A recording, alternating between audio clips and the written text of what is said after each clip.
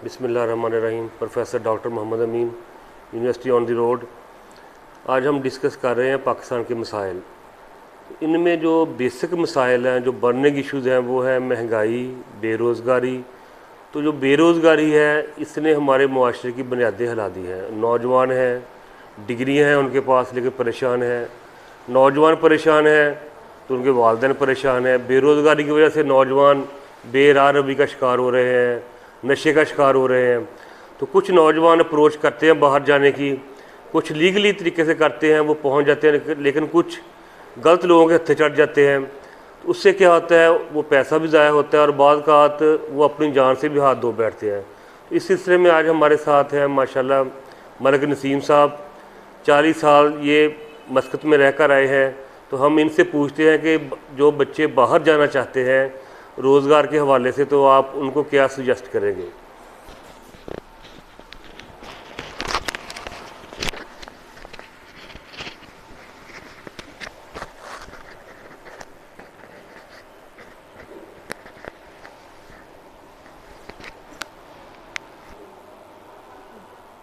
जी, बहुत शुक्रिया जी। आपके सवाल का बड़ा अच्छा सवाल आपने किया है। और ये वाकई पाकिस्तान में इस वक्त जो यूथ है हमारी, और जो स्पेशली जो पढ़े लिखे बच्चे हैं, ये एक बर्निंग टॉपिक है और बर्निंग इशू है यहाँ का, कि बेरोज़गारी है पाकिस्तान में, बहुत ज़्यादा अनएम्प्लॉयमेंट है। और उसकी बहुत सारी रीज़न्स हैं, जो पॉलिटिकल अनस्टेबिलिटी है पाकिस्तान में, इंडस्ट्रियल ग्रोथ नहीं है, बिज़नेस डाउन है, और कुछ तो इंटरनेशनल इसके जो रीज़न्स हैं उसके असरात पाकिस्तान में आ रहे हैं, और वो भी एक वजह है। तो ये तो उसका एक पस मंज़र है। और इसके साथ मैं एक चीज़ और ऐड करना चाहूँगा, इससे पहले कि मैं आपके जो कोर आपका जो क्वेश्चन है उसका मैं जवाब दूँ। मैं ये ऐड करना चाहूँगा कि हमारे यहाँ जब एजुकेशन दी जाती है यूनिवर्सिटीज़ में, कॉलेजेस में और स्कूलों में, तो उसमें एक उसका जो स्ट्रक्चर है उसमें सिर्फ उनको जो उनका जो सिलेबस है वो पढ़ाया जाता है, लेकिन एकेडमिक जो उनकी जो एजुकेशन है वही होती है। तो उससे उनको वो जो एकेडमिक नॉलेज है वो तो गेन कर लेते हैं, लेकिन उनकी जो ट्रेनिंग है, जो तरबियत है, वो उसका कोई अरेंजमेंट यूनिवर्सिटीज़ में, स्कूलों में और कॉलेजेस में नहीं होता। तो जिसकी वजह से वो एक जो उनकी जो ट्रेनिंग होती है उसमें कमी रह जाती है, जिसको एजुकेशन के साथ जो है उसको को रिलेट करना पड़ता है, तरबियत को और तालीम को, दोनों को। तो ये एक वजह है। और हम उम्मीद करते हैं कि इंशाअल्लाह पाकिस्तान में आइंदा आने वाली हुकूमतें जो हैं, ये जो प्रेजेंट हुकूमत है, ये इस पर ज़रूर तवज्जो देगी। और अब आपका जो कोर जो क्वेश्चन था कि जी जो यूथ है उनको अनएम्प्लॉयमेंट की वजह से प्रॉब्लम है और वो बाहर जाना चाहते हैं, क्योंकि यहाँ पे उनको डिज़ायर्ड उनको जो है नहीं मिलती जॉब्स। तो बाहर जाने के लिए सबसे 2-3 चीज़ें बड़ी ज़रूरी हैं। एक तो यही है कि उनकी ट्रेनिंग हो प्रॉपर, जिस प्रोफेशन में भी वो जाना चाहते हैं। कोई शख्स जो है वो एज ए इंजीनियर जाना चाहता है, कोई शख्स जो एज ए जो है वो टेक्निकल ग्राउंड पे जाना चाहता है, कोई मैकेनिकल है, कोई इलेक्ट्रिकल है, इलेक्ट्रॉनिक्स है। तो उनकी जो प्रॉपर ट्रेनिंग है पाकिस्तान में अगर वो हो और वो थोड़ा बहुत एक्सपीरियंस उस ट्रेनिंग के थ्रू गेन कर लें, तो वो उनको बाहर जाके बहुत उनके लिए कारआमद हो सकता है। दूसरी बात जो है वो उन्होंने जाना किस तरह से है। जाना उन्होंने इस तरह से है कि वो तमाम लीगल जो हमारे पास रिसोर्सेज हैं, लीगल ज़राए इस्तेमाल करें पाकिस्तान से बाहर जाने के लिए। मिसाल के तौर पर पाकिस्तान का जो अदारा है जो यहाँ से लोगों को गाइड भी करता है और लोगों को बाहर भी भेजता है, और उस अदारे के थ्रू जो है वो बाहर जाएं। Overseas foundation, Pakistan overseas foundation जो है, उस अदारे के तहत जो है वो बाहर जाएं, उनसे रब्ता करें। वो लोगों को गाइड करते हैं प्रॉपर्ली, और लोगों को जो है वो बाकायदा ट्रेनिंग का भी अरेंजमेंट होता है वहाँ पे उनके लिए, जिस प्रोफेशन में वो लोग जाना चाहते हैं। तो क्योंकि पाकिस्तान में हमने देखा है कि यहाँ पे बहुत सारी ऐसी प्राइवेट कंपनीज़ हैं जो लोगों को बाहर भेजने के नाम पर उनके साथ फ्रॉड करती हैं।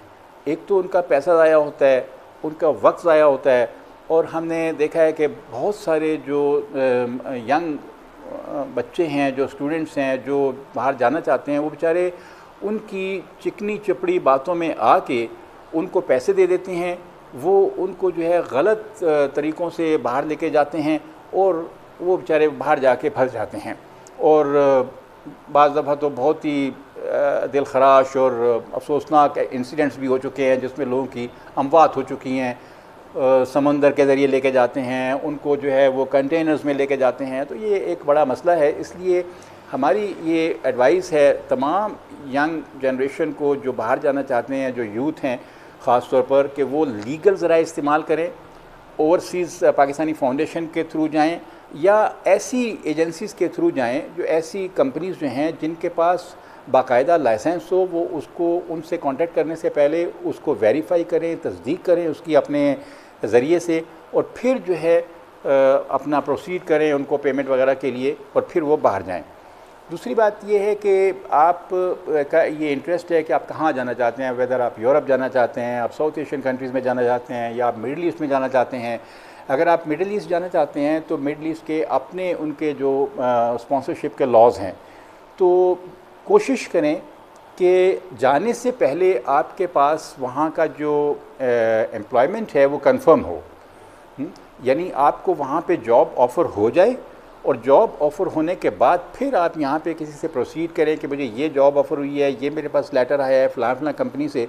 तो उसके बाद आप जो है वो अपने लिए कोशिश करें तमाम जितनी भी इमिग्रेशन जो फॉर्मेलिटीज़ हैं जिसके थ्रू आपने जाना है, और लीगल तरीका इस्तेमाल करें उसके लिए। तो ये सबसे बेहतर होता है। वो बहुत सारे हमारे जो भाई हैं, बहुत सारे जो हमारे जो यंग लोग हैं, वो बेचारे वहाँ पे चले जाते हैं मिडल ईस्ट में, और वहाँ पे फिर जाके चूँकि उनके पास जॉब नहीं होता, वहाँ पे उनके अपने क़वानीन हैं उन मुल्कों के कि वो फिर उन लोगों को जो बग़ैर किसी एम्प्लॉयमेंट के वहाँ पे किसी स्पॉन्सरशिप में चले जाते हैं, क्योंकि उनके पास जॉब नहीं होता, फिर वहाँ पे उनके लिए एक फ़ाइनेंशियल एक प्रॉब्लम हो जाता है। 2-4 महीने तो वो रह लेते हैं कोई दोस्तों के थ्रू, लेकिन उसके बाद फिर उनके मसाइल शुरू हो जाते हैं। फिर वहाँ की हुकूमत जो है वो कानूनी तौर पर उनको जो है वो ज़ाहिर है उनके ख़िलाफ़ एक्शन होता है, तो वो वहाँ पे बेचारे जाके फंस जाते हैं। तो इसलिए बेहतर ये है कि आप तमाम कानूनी ज़राए इस्तेमाल करें, कंफर्म करें आप जहाँ पे जाना चाहते हैं, जो काम आप करना चाहते हैं, जो बिज़नेस आप अगर कोई करना चाहते हैं, या आप किसी जॉब पे जाना चाहते हैं, तो अपनी जॉब को किसी वहाँ पे स्पॉन्सर के पास, किसी कंपनी के पास, किसी भी जो ऑर्गेनाइजेशन है, फैक्ट्री है या गवर्नमेंट के अदारे हैं, तो उसको पहले कंफर्म आप करें कि आपके पास वो जॉब मिल गया, आपके पास लेटर ऑफ अपॉइंटमेंट आ गया है, फिर आप उसको फर्दर प्रोसीड करें। तो ये है जो है ये चीज़ें होनी चाहिए। बहुत शुक्रिया आपका।